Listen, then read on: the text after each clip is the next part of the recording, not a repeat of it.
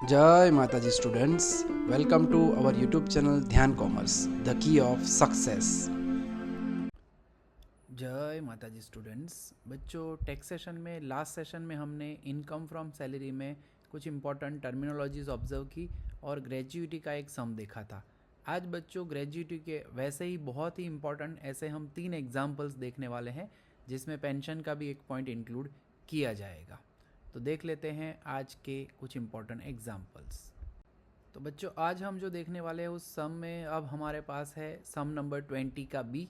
बहुत ही important example है जिसमें डेटा हमें दिया गया है दैट श्री अजीत भाई रिटायर्ड फ्रॉम अमीर को company limited on 30th June 2023 after completing 30 years and 6 month of service. Gratuity की अमाउंट 3,10,000 दी है। बच्चों यहाँ पे खास ध्यान रखेंगे बेसिक सैलरी जो दी गई है वो दी गई है from 1 April 2023 and increment rate was ₹600 from 1 April every year. यानी हर साल में 1 अप्रैल के पहले उनकी सैलरी 600 रुपये जितनी कम होगी। यहाँ पे हमें एक्स्ट्रा डियरनेस अलाउंस दिया गया है 40% ऑफ बेसिक सैलरी।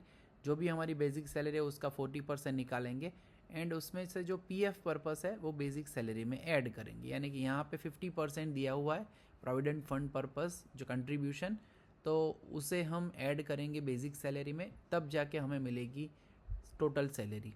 अब यहाँ पे बच्चों कोई ग्रेजुइटी एक्ट 1972 बताया नहीं गया है, तो हम यहाँ पे नॉर्मल एक्ट के तहत कैलकुलेशन करेंगे। तो सबसे पहले तो बच्चों टाइटल दे देते हैं, प्रीवियस ईयर असेसमेंट ईयर आ जाएगा। टेबल हमारा फॉर्मेट वाला रेडी है। हमें यहाँ पे जो भी एक्चुअल ग्रेजुइटी है वो बताई गई है दैट इज़ ₹3,10,000, वो हम रख देंगे। देन मैक्सिमम अमाउंट है 20 lakh rupees.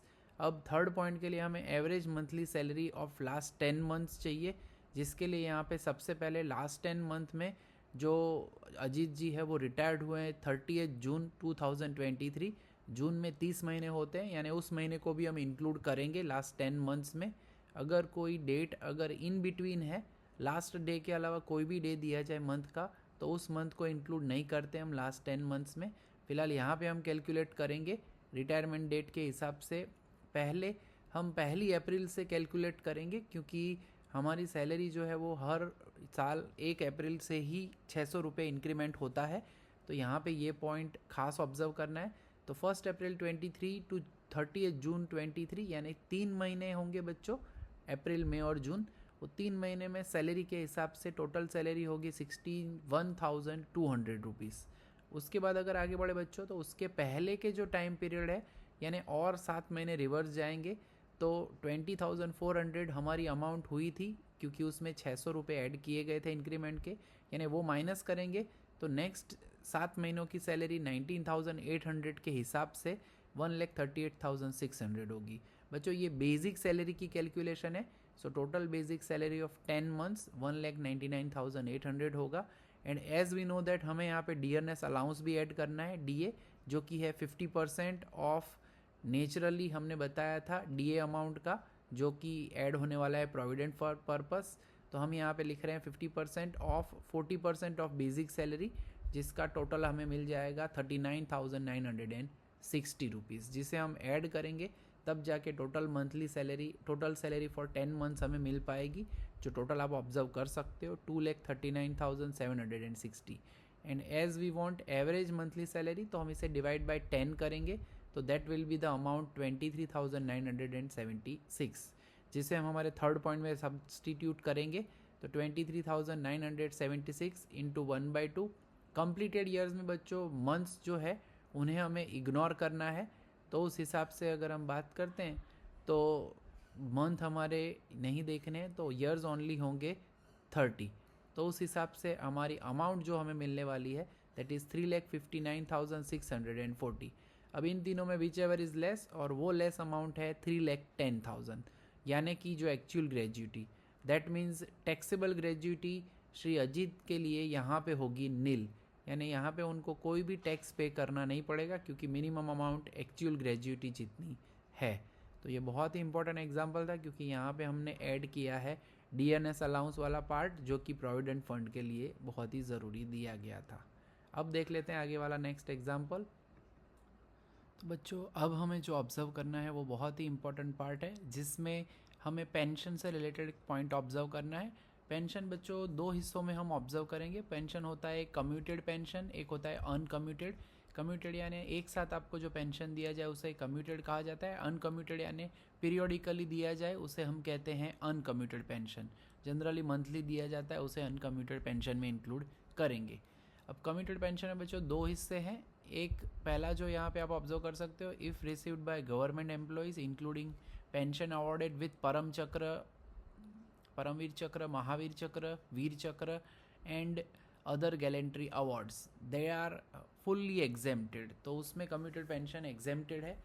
But if received by other employees then उसमें दो ऑप्शन है, who have also received gratuity then only 1/3 of total commutable pension is exempted, and second part is who have not received the gratuity then 1/2 of total commutable pension is exempted.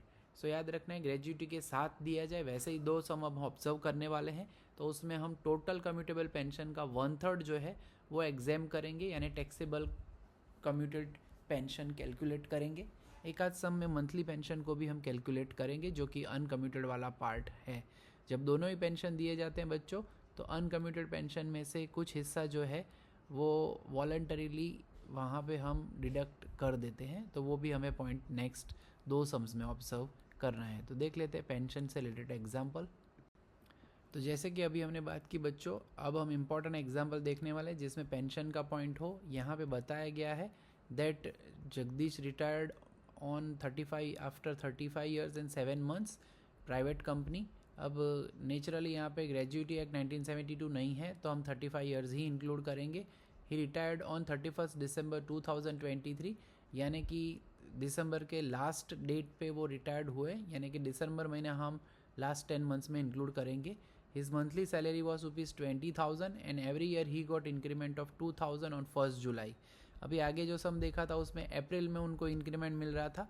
यहाँ पे बच्चों जो बताया गया उसमें उन्हें जुलाई में 1 जुलाई को इंक्रीमेंट मिल रहा है, यानी 1 जुलाई 23 को उनकी सैलरी 20,000 है। दैट मीन्स उसके पहले उनकी सैलरी होगी 18,000। और फिर आगे बढ़ते हैं तो उसमें कम्यूटेड पेंशन का पॉइंट है जो कि दिया हुआ है 2,40,000 at 60% of total commutable pension, यानी पूरा नहीं, खाली 60% टोटल कम्यूटेबल पेंशन का उन्हें मिला हुआ है। And also gratuity is also given 4,50,000। यहाँ पे DA with retirement benefit point भी दिया गया है, तो टोटल सैलरी भी हम कैलकुलेट करेंगे। तो हमें टैक्सेबल अमाउंट कैलकुलेट करनी है ग्रेजुइटी एंड पेंशन दोनों की ही। तो लेट्स स्टार्ट द सम, जिसमें सबसे पहले टाइटल दिया जाता है प्रीवियस ईयर असेसमेंट ईयर। हमारे फॉर्मेट के हिसाब से सबसे पहले एक्चुअल ग्रेजुइटी जो कि यहाँ पे दी गई है 4.5 लाख, 4,50,000। देन लेस करेंगे लीस्ट ऑफ द फॉलोइंग, जिसमें पहली ग्रेजुइटी जो है मैक्सिमम अमाउंट जो है 20 लाख है। अब average monthly salary of last 10 months. अब 31 दिसंबर से बच्चों 10 महीने हम रिवर्स में जाएंगे, यानी कि ओवरऑल जो बात करनी है तो मार्च से लेके हमारे पास दिसंबर तक का टाइम होगा। बट एज़ की इंक्रीमेंट उन्हें 1 जुलाई को मिलता है, तो हम पहले जुलाई से दिसंबर महीने तक का टाइम कैलकुलेट करेंगे, और जुलाई से दिसंबर तक 6 महीने तक उनकी सैलरी का पार्ट 20,000 के हिसाब से 1,20,000 होगा। ब्रैकेट में यहाँ पे हम मेंशन कर रहे हैं 18 + 20, क्योंकि 1 जुलाई को उनको 2,000 रुपये का इंक्रीमेंट मिला था। दैट मीन्स जून के पहले या इंक्लूडिंग जून मंथ उनकी सैलरी 18,000 रही होगी।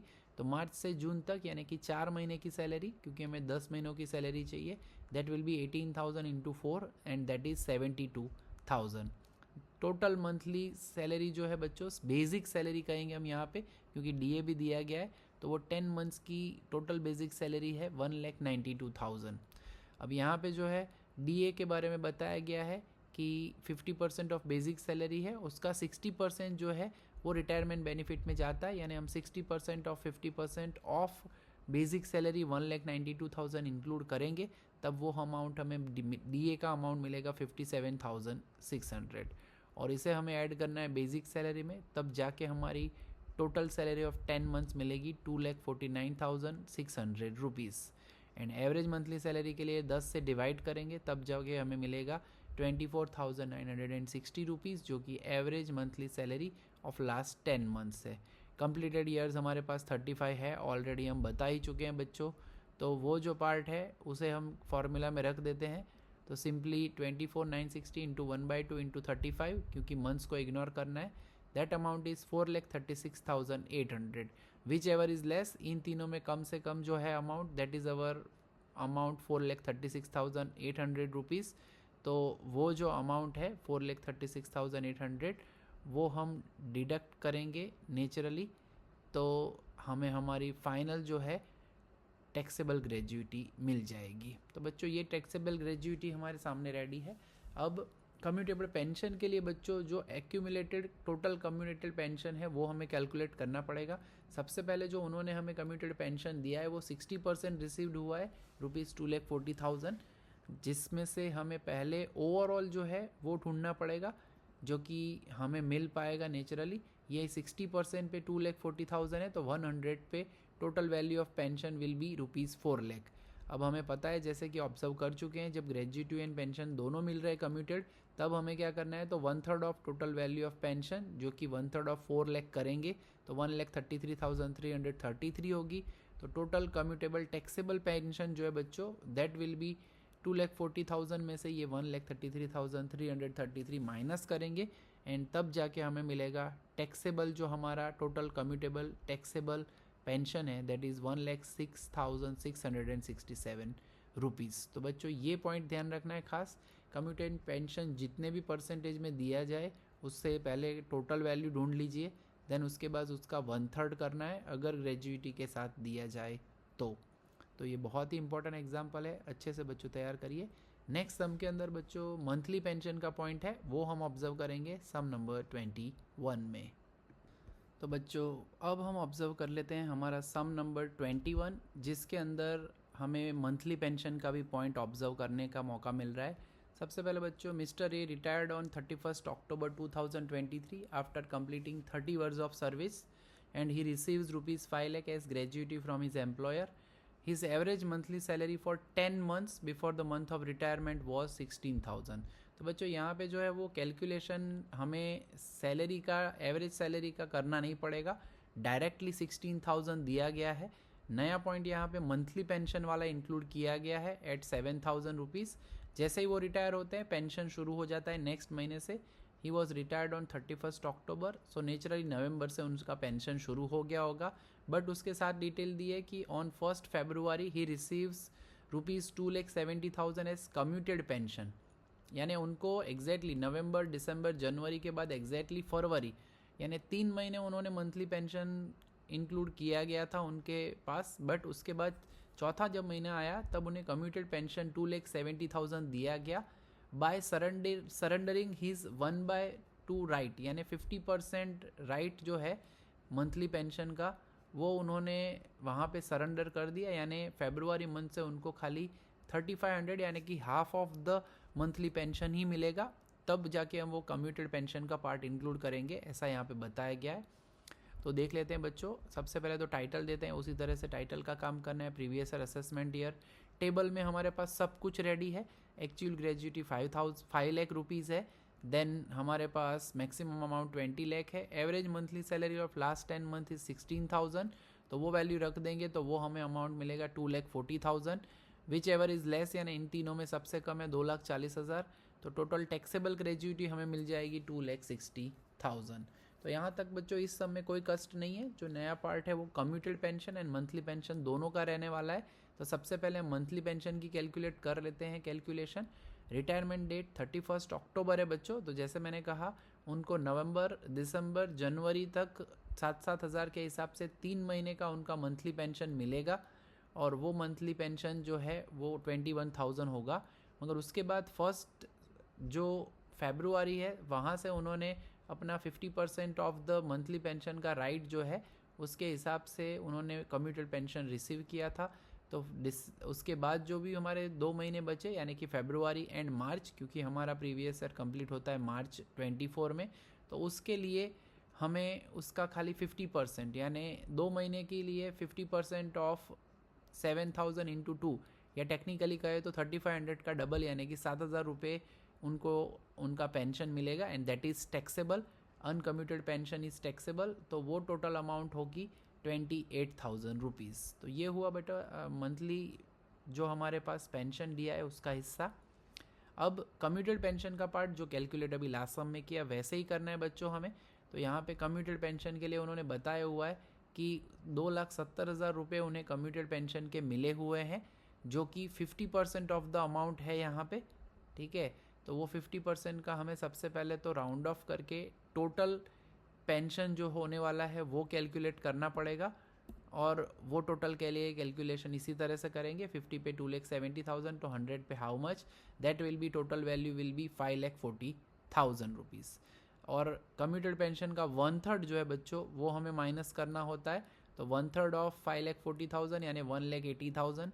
तो कम्यूटेड पेंशन जो मिला है उसमें से 180,000 माइनस करोगे तो 90,000 जो है that will B total commuted taxable pension. यानी यहाँ पे मंथली पेंशन जो है वो अमाउंट भी हमारे पास है taxable, as well as commuted taxable pension भी हमारे पास रहेगा। याद यहाँ पे इतना रखना है कि जब मंथली पेंशन के साथ कम्यूटेड पेंशन दिया जाए तो उस डेट से उनका जो भी मंथली पेंशन है वो हाफ ऑफ द अमाउंट ही गिना गया है। तो बच्चों यहाँ तक जो एग्जाम्पल्स थे वो ग्रेजुइटी के एग्जाम्पल थे। इसके बाद एक छोटा सा सेशन हम बोर्ड पे देखने वाले हैं, जिसमें मैं आपको एंटरटेनमेंट अलाउंस में कैसे कैलकुलेशन करनी होती है वो आपको सिखाऊंगा। तो फिर आगे बढ़ते हैं, मिलते हैं नेक्स्ट सेशन में। अच्छे से करते रहिए सम्स तैयार। आपको ऑब्जर्व करने हैं तो बुक में इलस्ट्रेशन 3, 4, 5 आप आराम से कर सकते हो, जिसमें ये ग्रेजुइटी वाला पॉइंट आपका क्लियर हो जाएगा। तो आज के सेशन में यहाँ तक का काम रखेंगे बच्चों। जय माता ji, thank you and take care.